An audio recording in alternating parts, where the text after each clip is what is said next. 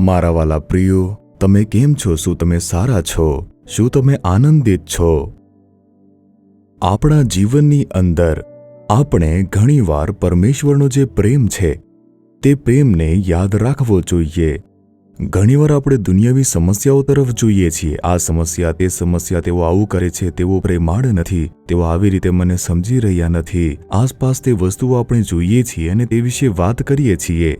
આમ કરીને આપણે પોતાને જે ઘાયલ કરતા હોઈએ છીએ.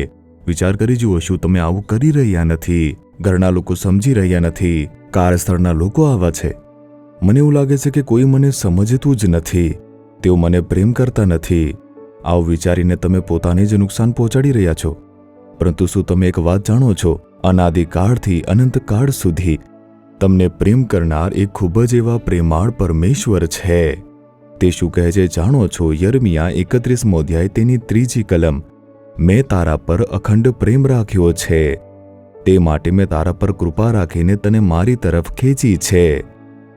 મારા દીકરા, મારી દીકરી, હું તને પ્રેમ કરું છું. તે કેવા પ્રકારનો પ્રેમ છે? તે અખંડ પ્રેમ છે, એવરલાસ્ટિંગ લવ.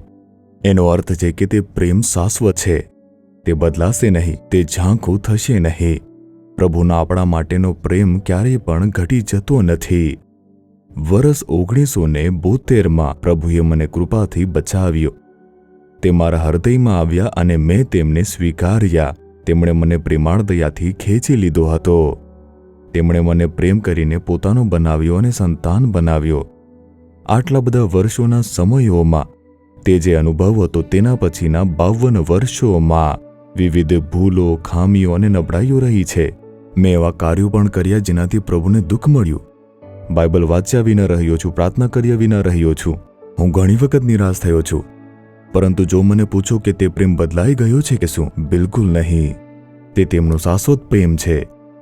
તે આપણી ખામીઓ જોઈને ક્યારે પણ આપણો ત્યાગ કરતા નથી. તેના બદલે તે આપણને સુધારે છે, આપણને તેમાંથી બહાર કાઢવા માટે આપણી સાથે વાત કરે છે અને પછી પરમેશ્વર આપણને પવિત્ર કરે છે. આ પ્રેમ કોઈ માણસમાં દેખાતો નથી. આ કેવળ તેમનામાં જોઈ શકો છો. આ પ્રેમ કેવળ ઈસુમાં જ જોઈ શકો છો. એ માટે તે કહે છે, મારા દીકરા, મારી દીકરી, તમારા માટે મારો પ્રેમ છે.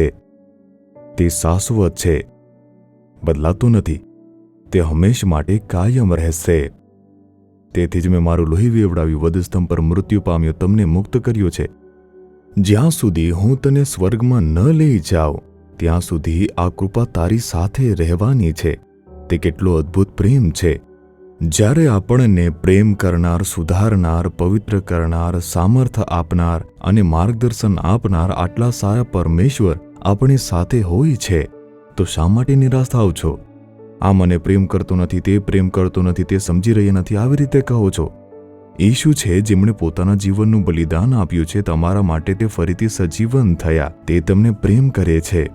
તે કેવળ એટલું જ કહે છે કે હું તમને કેવી રીતે ભૂલી શકીશ, હું તમને કેવી રીતે છોડી શકીશ. તમે મને ભૂલી જાઓ તો પણ હું તમને ભૂલી શકતો નથી.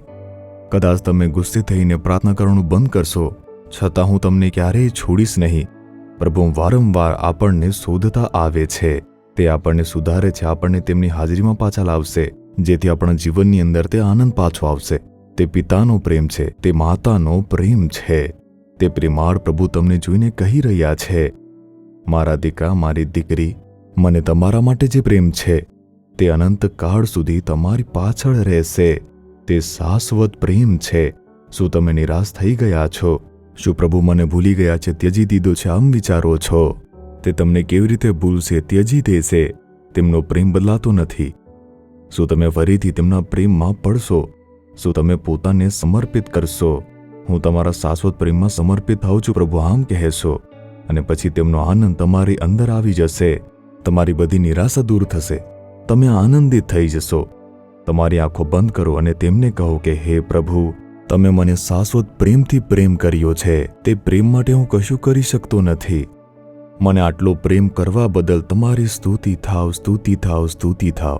હું તે પ્રેમથી ક્યાં ભાગીશ? હું તે પ્રેમથી ક્યાં જઈશ? હું તમારા હાથમાં આવું છું પરમેશ્વર. હું તમારા સામે ઝૂકું છું પ્રભુ. તમારા તે શાશ્વત પ્રેમ બદલ સ્તુતિ થાવ, સ્તુતિ થાવ. ઈસુ તમારી સ્તુતિ થાવ, ઈસુના નામમાં.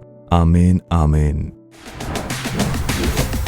જીસસ રિડીમ્સ ગુજરાતી યુટ્યુબ ચેનલને સબસ્ક્રાઇબ કરો. દરેક નવા કાર્યક્રમની માહિતી મેળવવા માટે બેલ આઇકન પર ક્લિક કરો.